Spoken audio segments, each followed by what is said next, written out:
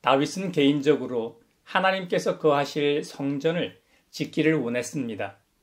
하지만 역대상 28장에 의하면 다윗은 전쟁을 많이 한 사람이라서 그만큼 많은 피를 흘렸기 때문에 성전을 건축할 수 없다고 하셨습니다. 그래도 하나님께서 다윗의 소원을 완전히 거절하지는 않으셨습니다. 하나님께서는 주님의 이름을 기릴 성전을 지으려는 마음을 품은 것은 아주 좋은 일이라고 다윗을 칭찬하셨습니다. 사무엘하 7장에 보면 다윗의 입장에서 자신은 하나님으로부터 엄청난 복을 받아 백향목 궁에 살고 있었습니다. 다윗성이라고 불리는 바로 그 궁이죠. 하지만 하나님의 궤는 아직도 휘장 가운데 있었습니다. 한마디로 벌판에 설치된 텐트에 있었다는 겁니다.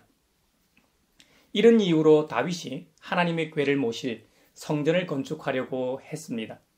그래서 하나님께서는 나단 선지자를 통해 다윗을 칭찬하신 후에 다윗을 이어 왕위에 오를 아들이 하나님의 이름을 위하여 전을 건축할 것이라고 말씀하셨습니다. 그래서 그의 아들 솔로몬을 통해 성전 짓는 것을 허락하셨던 것이죠. 그 아들 솔로몬이 성전을 잘 짓도록 모든 건축 자재들을 다 준비해 주고 다윗이 죽었습니다. 직접 성전 완공을 목도하지는 못했지만 그래도 자신이 준비한 성전 건축 자재들을 통해 믿음의 이 눈으로 완공된 성전을 바라보았을 겁니다. 다윗의 소원대로 그 아들 솔로몬이 성전을 다 완공하고 난 뒤에 하나님께 기도를 올렸습니다. 솔로몬이 기도하는 장면이 열왕기상 8장에 잘 나와 있는데요. 한번 읽어보겠습니다. 22절 이하입니다. 그런 다음에 솔로몬은 이스라엘 온 회중이 보는 데서 주님의 제단 앞에 서서 하늘을 바라보면서 두 팔을 들어서 펴고 이렇게 기도하였다. 주 이스라엘의 하나님, 위로 하늘에나 아래로 땅에나 그 어디에도 주님과 같은 하나님은 없습니다. 주님은 온 마음을 다 기울여 주님의 뜻을 따라 사는 주님의 종들에게는 세우신 언약을 지키시고 은혜를 베푸시는 분이십니다. 주님께서는 주님의 종인 내 아버지 다윗 임금에게 약속하신 것을 지키셨으며 주님께서 친히 그에게 말씀하신 것을 오늘 이렇게 손수 이루어 주셨습니다. 이제 주 이스라엘의 하나님, 주님께서 주님의 종인 내 아버지 다윗 임금에게 말씀하시기를 내 자손이 저마다 길을 삼가서 내가 내 앞에서 살아온 것 같이 그렇게 살면 내 자손 가운데서 이스라엘의 왕위에 앉을 사람이 내 앞에서 끊어지지 않게 하겠다 하고 약속하신 것을 지켜주시기를 바랍니다. 그러므로 이제 이스라엘의 하나님, 주님의 종인 제 아버지 다윗 임금에게 약속하신 말씀을 주님께서 이루어 주시기를 빕니다. 그러나 하나님께서 땅 위에 계시기를 우리가 어찌 바라겠습니까? 저 하늘 위의 하늘이라도 주님을 모시기에 부족할 터인데 제가 지은 이 성전이야 더 말하여 무엇 하겠습니까? 그러나 주 나의 하나님, 주님의 종이 드리는 기도와 간구를 돌아보시며 오늘 주님의 종이 주님 앞에서 부르짖으면서 드리는 이 기도를 들어주십시오. 주님께서 밤낮으로 눈을 뜨시고 이 성전을 살펴주십시오. 이곳은 주님께서 내 이름이 거기에 있을 것이다 하고 말씀하신 곳입니다. 주님의 종이 이곳을 바라보면서 기도할 때에 이 종의 기도를 들어주십시오. 그리고 주님의 종인 나와 주님의 백성 이스라엘이 이곳을 바라보며 기도할 때에 그 기도를 들어주십시오. 주님께서 계시는 곳 하늘에서 들으시고 들으시는 대로 용서해 주십시오. 아멘. 오늘 본문은 그런 다음에 솔로몬으로 시작합니다. 그런 다음에 오늘 본문 이전에 무슨 일이 있었느냐면요. 솔로몬의 연설이 있었습니다. 솔로몬은 연설에서 이스라엘 온 회중을 향하여 복을 빌어 주었습니다. 왕으로서 백성들의 복을 빈 바로 그 다음이라는 말입니다. 이런 모습이야말로 어질고 선한 임금의 이미지입니다. 그래서 모든 백성에게 칭송받는 선군 솔로몬을 보기 위해 각국에서 사절단이 왔던 것이죠. 솔로몬의 이 성전 봉헌 기도의 내용을 간략하게 요약하면 다음과 같습니다. 솔로몬은 여호와 하나님 제단 앞에 서서 하늘을 바라보면서 두 팔을 들어서 펴고 기도하기를 시작합니다. 그림이 그려지시죠? 두 팔을 편 상태에서 이렇게 간구합니다. 하나님께서 당신의 언약을 지켜 오늘과 같이 은혜 베푸실 것을 찬양합니다. 다음으로 자신의 아버지 다윗에게 하신 약속을 신실하게 지켜주실 것을 거듭 간구합니다. 이어서 하나님이 어떤 분이신지 고백합니다. 우리가 믿고 의지하는 하나님은 하늘의 하늘이라도 감당할 수 없는 분이라는 것이죠. 그런데 어떻게 감히 이 땅에 거하는 이 솔로몬 자신이 지은 성전에 모실 수 있나는 것이죠. 자신이 도무지 감당할 수 없다는 말입니다. 그만큼 크고 위대하고 광대하신 분임을 고백합니다. 다음 기도 내용이 참으로 중요합니다. 솔로몬 자신과 백성들이 성전을 향하여 기도할 때마다 응답하시기를 간구합니다. 오늘 본문은 아닙니다만 31절 이하에 보면 솔로몬의 7중 청혼 기도가 나옵니다. 하나님께서 개인의 선의를 공의로 판단해 주시기를 간구하는 내용도 있고, 또 이스라엘 백성들이 죄를 범함으로 전쟁에 패했을 때, 가뭄을 겪었을 때, 재앙이 임할 때 등 급박한 상황과 처지에서 성전에 나와 용서를 빌 경우 죄를 사하여 주시기를 또한 간구합니다. 그리고 전장에 나가는 이 주님의 백성이 예루살렘 성과 주님의 전이 있는 쪽을 향하여 기도하면 이 들으시기를 간구합니다. 들어주시기를 간구한 것이죠. 마지막으로 범죄하여 적국의 포로가 되었을 때에도 끌려간 백성이 회개하며 성전이 있는 곳을 향하여 간구할 때 들으시기를 간구하였습니다. 이 기도 내용은 다니엘과 세 친구를 생각해 보시면 아마도 쉽게 이해가 갈 겁니다. 실제로 하나님께서 약속을 이행하십니다. 그래서 바빌로니아 포로 70년 만에 가나안 땅으로 돌아오지 않았습니까? 솔로몬의 이 7중 청혼 기도 중 오늘 본문에 들어가 있는 부분이 있습니다. 41절에서 43절 내용입니다. 그리고 또 주님의 백성 이스라엘에 속하지 아니한 이방인이라도 주님의 크신 이름을 듣고 먼 곳에서 이리로 오면 그들이야말로 주님의 큰 명성을 듣고 또 주님께서 강한 손과 편팔로 하신 일을 전하여 듣고 이곳으로 와서 이 성전을 바라보면서 기도하거든 주님께서 계시는 곳 하늘에서 들으시고 그 이방인이 주님께 부르짖으며 간구하는 것을 그대로 다 들어주셔서 땅 위에 있는 모든 백성이 주님의 이름을 알게 하시고 주님의 백성 이스라엘처럼 주님을 경외하게 하시며 내가 지은 이 성전이 주님의 이름을 부르는 곳임을 알게 하여 주십시오. 아멘. 성전은 솔로몬과 이스라엘 백성들만의 전유물이 아니라는 말입니다. 이스라엘 사람들이 그렇게도 하층민으로 취급했던, 아니 사람으로 여기지도 않았던 이방인일지라도 주님의 능력의 소문을 듣고 와서 성전을 향하여 기도할 때에는 응답하시어 그들로 하여금 주님을 경외하게 하시기를 기도합니다.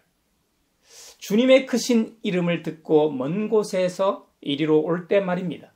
하나님을 잘 모르는 이방 사람들이 주님의 큰 명성을 듣고 오는 경우가 어떤 경우이겠습니까? 주님께서 강한 손과 편팔로 하신 일을 전하여 듣고 이곳으로 오는 경우가 어떤 경우이겠습니까? 여러분, 소문을 듣고 오는 경우일 겁니다. 소문은 어떻게 퍼져나갑니까? 소문은 우리 같은 사람을 통해 퍼져나갑니다. 바로 우리의 말과 행동의 복음의 편지 말입니다. 그리스도인들의 삶이야말로 가장 강력한 복음입니다. 하나님을 믿는 저와 여러분을 통해 복음은 날개를 달게 됩니다. 하나님께서 이 세상을 위해 당신의 아들 구원자 예수 그리스도를 보내셨습니다. 바로 그분의 십자가의 대속의 죽음을 통해 구원받고 하나님의 백성이 된 모든 그리스도인들을 통해서 세상 사람들이 하나님의 위대하심을 알게 된다는 말입니다. 그 기쁜 소식을 들은 사람들이 하나님을 경외하고 또 자신들의 기도 제목을 간구하는 법입니다.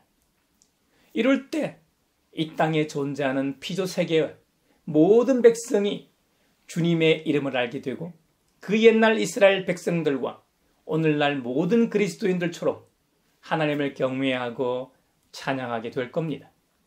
우리는 솔로몬의 성전 봉헌 기도를 통해 몇 가지 특징을 발견하게 됩니다. 첫째로 솔로몬이 하나님을 유일신 하나님으로 고백하고 있다는 점입니다.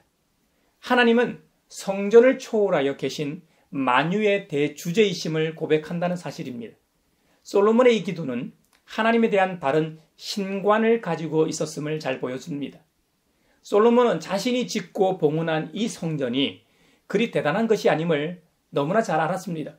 저 높은 하늘이라도, 아니 하늘들의 하늘이라도 하나님을 감당할 수 없는데 어찌 이 낮은 땅에 거주하는 내가, 우리가 말이죠, 지은 성전으로 뭔가 할 수 없음을 잘 알았습니다.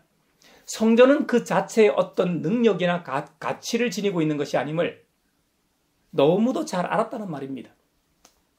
성전은 하나님께서 그곳에 머물 때만이 의미가 부여되고 가치가 있는 것입니다. 이 세상에서 가장 존귀하신 하나님께서 당신을 낮추시고 성전 그곳에 임재하심으로써 비로소 하나님의 처소가 되는 것입니다. 하나님의 임재를 통해 비로소 가치와 능력을 지니게 된다는 것을 잘 보여줍니다. 그러므로 오늘날 건물인 교회를 너무 신성시할 필요가 없습니다. 그렇다고 해서 교회를 가볍게 여기거나 아주 하찮게 여겨서도 안 됩니다. 교회는 사랑하고 함께 세워갈 공동체이지 섬김의 대상이 아님을 기억합시다. 둘째로 이방인을 위한 보편적 기도가 나타나고 있다는 점입니다. 솔로몬은 자신이 믿고 의지하는 하나님이 자신과 이스라엘만의 하나님이 아니심을 알았다는 사실입니다. 창조주 하나님은 온 인류와 모든 피조 세계의 주님이 되심을 선포합니다. 구원론적 관점에서는 선민 이스라엘만 구원의 대상이 아니라 구원이 없다고 믿었던 이방인에게도 구원의 가능성이 활짝 열려 있음을 보여주는 기도라는 점입니다. 그런데 지금의 이스라엘을 한번 보십시오. 더불어 살아가야 하는 정치기적 모습은 온데간데 없고 오직 정치적인 이스라엘만 존재하고 있습니다. 자신보다 약한 이들을 짓밟고 억누르고 억압합니다. 숨 쉴 만큼의 여유도 주지 않기 때문에 이런 분쟁이 생기는 것입니다. 오늘날 이스라엘의 모습은 우리 하나님이 원하시는 모습이 아닙니다. 모든 민족과 열방 중에서 모델로서 선택하신 선민의 모습은 더더욱 아닐 겁니다. 오늘 솔로몬의 성전 봉헌 기도에서 선민의식이 어디에 있습니까? 아무리 눈 씻고 봐도, 아무리 묵상해봐도 저는 찾지 못했습니다. 이 세상 모두를 향하신 사랑의 하나님만 발견하게 됩니다. 피조 세계 모두를 사랑하시는 보편지향적 하나님만 발견하게 됩니다. 셋째로 용서를 거듭 반복하고 있다는 점입니다. 범죄한 이스라엘 백성이 성전을 향하여 기도하며 용서를 구할 때 하나님께서 용서하시기를 거듭 반복하고 있다는 사실입니다. 이 말은 우리 인간은 너무나도 연약한 존재라는 것을 잘 보여줍니다. 연약해서 죄를 지을 수밖에 없다는 겁니다. 우리 중 죄 짓지 않은 사람이 누가 있습니까? 지금까지 살면서 그리고 앞으로 살면서 죄 짓지 않은 사람이 누가 있습니까? 저와 여러분, 우리 모두는 죄인입니다. 하나님의 은혜로 구원받았음에도 불구하고 앞으로도 쭉 죄를 지을 수밖에 없는 연하디 연약한 존재라는 말입니다. 우리는 체질이 무르고 부드러운 흙이었습니다. 하나님께서 빚으셨기 때문에 사람이 된 것입니다.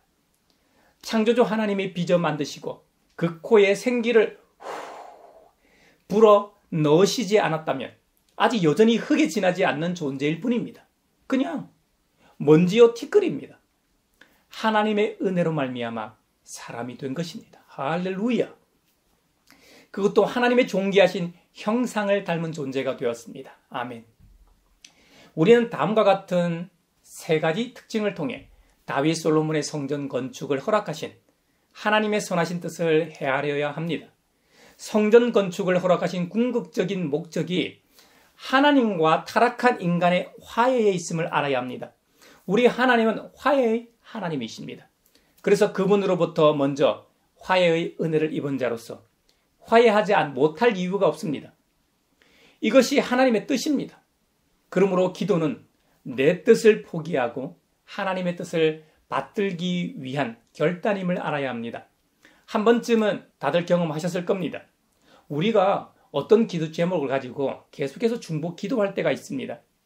그런데 처음에는 내가 나의 이 자유 의지대로 내가 들고 있던 이 기도 제목대로 구합니다.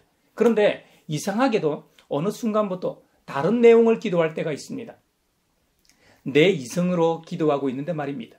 내가 간구하는 내용을 내 귀로 들어보면 내 의지와는 다른 내용을 기도하고 있을 때가 있습니다. 저의 경우는 나의 어머니를 위한 기도가 그랬습니다. 어머니가 급성 심근경색으로 생사의 갈림길에 있었습니다. 딱 이틀간 중환자실에 계셨는데 그때 의사들도 의술로는 어떻게 할 방도가 없다고 했습니다. 그 상황에서 제가 의지할 분은 내가 믿고 의지하는 하나님밖에 없었습니다.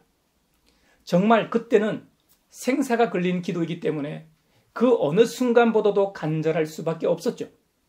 밤새워 기도하는데 말이죠. 처음에는 어머니를 살려달라고 기도했죠. 근데 하루가 가고 이틀째 밤에는 똑같이 내 어머니를 살려주십사 내 이성으로 기도하는데 내 귀에는 말이죠. 하나님께서 어머니를 주님께서 계신 곳으로 데려가기로 작정하셨다면 천국문에 직접 마중 나와 주시기를 간구하더라고요. 제 귀를 의심하고 또 살려주십사 내 의지를 가지고 강력하게 기도했는데 이번에도 똑같이 주님께서 직접 마중 나오시길 간구하더라고요. 저의 간증처럼 기도는 내 뜻을 포기하고 하나님의 뜻을 받들기 위한 결단임을 알기를 바랍니다. 그리스도를 본받아의 저자로 유명한 토마스 아켄피스는 우리에게 올바른 기도의 모범을 보여주었습니다. 그 내용을 한번 들어보십시오. 오 주님, 당신은 무엇이 최선인지 아십니다. 모든 일을 당신의 뜻대로 이루소서. 당신이 선택하신 것을 당신이 선택하신 양만큼 당신이 선택하신 순간에 주옵소서. 당신이 원하는 곳에서 나를 두시고 적당하다고 생각하시는 대로 나를 다루소서. 나는 당신의 손안에 있나이다. 당신의 뜻대로 인도하소서. 나는 무슨 일이든 준비된 당신의 종입니다. 나 자신이 아니라 당신만을 위해서 살기를 원합니다. 아멘. 토마스 아킨캠피스가 구한 기도처럼 기도할 때 하나님의 뜻을 앞세우고 그분의 뜻에 우리의 뜻을 맞추는 자세가 바른 기도의 자세 아닐까요? 한 가지 분명한 것은 자기를 주장하는 기도는 결국 기도가 아니라는 사실입니다. 더 많이 기도할수록 더 올바른 자세로 기도하면 할수록 하나님의 뜻을 이해하게 되고 그 뜻을 받들 수밖에 없다는 말입니다. 여러분의 기도가 또 저의 기도가 여러분의 기도하는 자세가 또 저의 기도하는 자세가 이와 같이 되기를 바랍니다. 그럴 때 그 기도는 반드시 응답될 것입니다. 왜? 하나님의 기도니까요. 하나님께서는 주님의 뜻을 받들어 그렇게 기도하는 자들을 귀하게 여기십니다. 주님의 뜻을 받들며 기도하는 그리스도인들을 영광스러운 도구로 삼으시고 창조주 하나님의 뜻을 이루어 가시리라 믿습니다. 할렐루야. 성경에는 주님은 영이시니 주님의 영이 계신 곳에는 자유가 있다고 말씀하셨죠. 여러분, 생명을 주는 것은 영입니다. 육이 아닙니다. 영이 떠난 것은 아무것도 아닙니다. 그냥 시간이 조금 지나면 썩어지고 문드러져 다시 흙으로 돌아가는 물질에 지나지 않습니다. 태초에 하나님께서 흙으로 사람을 빚으시고 그 코에 생기를 하나님의 숨결을 불어 넣으셨음을 잊지 마십시오. 혹 우리가 죄로 타락하여 범죄하였다가도 성령을 통해 다시 우리를 여전히 사랑하고 계신 사실과 우리 주 예수 그리스도를 통해 구원하셨음을 믿게 하셨습니다. 그리고 지금은 그 성령님을 통해 우리와 영원히 함께 하십니다. 이 사실을 믿으십니까? 그러므로 성령님의 내주하심을 통해 우리는 하나님의 임재를 경험하게 됩니다. 한순간 경험하고 마는 것이 아닙니다. 매 순간순간마다 우리는 하나님의 임재 속에 살아가게 됩니다. 너무 행복하지 않습니까? 물론 때로는 솔로몬 성전과 같은 교회당에 가서 기도할 때 좀 더 기도가 잘 될 때가 있죠. 하지만 그리스도인 한 사람 한 사람이 걸어다니는 성전임을 잊지 마십시오. 그 말은 우리가 영으로 기도할 때 이미 하나님께서 우리의 기도를 듣고 계신다는 말입니다. 이 말씀을 우리 예수님이 우리에게 주셨습니다. 이 말씀을 믿으십니까? 네, 아멘. 그렇습니다. 여러분, 한 분 한 분이 교회입니다. 여러분으로 인해 우리 가양교회가 교회되는 것입니다.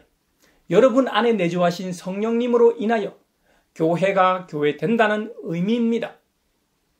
그럴 때 진정한 임재를 경험하게 됩니다. 일반적으로 거룩하다고 생각하는 교회당만이 아니라 우리의 가정에서도, 우리의 직장에서도, 우리의 삶의 자리 모든 곳에서 거룩한 임재를 경험하며 살게 될 것입니다. 우리 모두가 솔로몬이 성전 봉헌 기도할 때 간구했던 모든 간구 내용과 여러분 개인만이 가지고 있는 기도 제목을 들고 부르짖으며 간구할 때마다 응답의 역사가 있기를 바랍니다. 무엇보다 솔로몬처럼 올바른 기도 생활을 통해 하나님의 뜻이 이 땅 위에 이루어지기를 축원합니다. 아멘.